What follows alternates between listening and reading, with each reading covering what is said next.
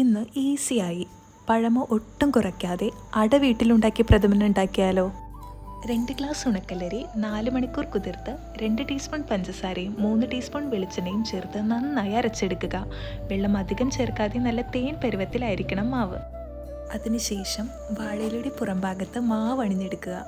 ഇതിലെ ഏറ്റവും ഭംഗിയുള്ള പ്രോസസ്സ് ഇതാണ്.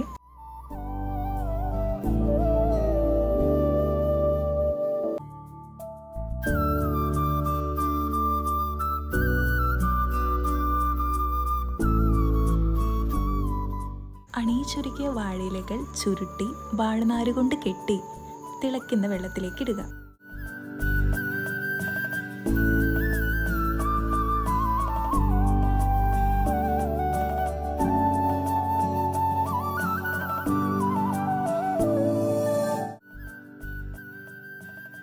മിനിറ്റ് തിളയ്ക്കുമ്പോഴേക്കും ഇലയൊക്കെ വാടി അടപാകമാവും.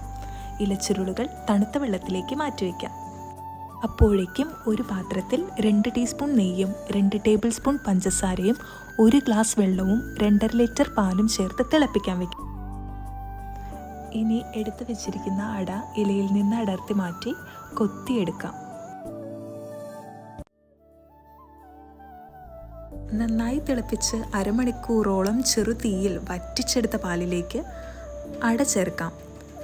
വീണ്ടും നന്നായി തിളപ്പിച്ച് അതിലേക്ക് 2 ഗ്ലാസ് പഞ്ചസാര ചേർക്കാം. നമ്മുടെ പ്രഥമൻ്റെ നിറത്തിൻ്റെ രഹസ്യം ഒളിഞ്ഞിരിക്കുന്നത് ഇവിടെയാണ്. അവസാനമായി ഏലക്കാത്തരിയും പഞ്ചസാരയും കൂടി പൊടിച്ചതും നെയ്യിൽ വറുത്തെടുത്ത അണ്ടിപ്പരിപ്പും ചേർത്താൽ നമ്മുടെ സ്വാദിഷ്ടമായ പാലട പ്രഥമൻ റെഡിയായി കഴിഞ്ഞു.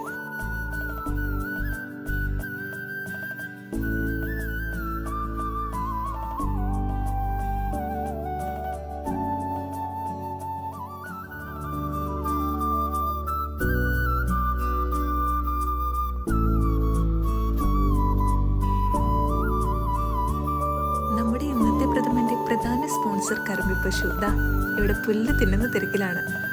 1 നില ആവട്ടെ അടുത്ത വർഷത്തെ കൃഷിക്കായുള്ള തയ്യാറെടുപ്പ്.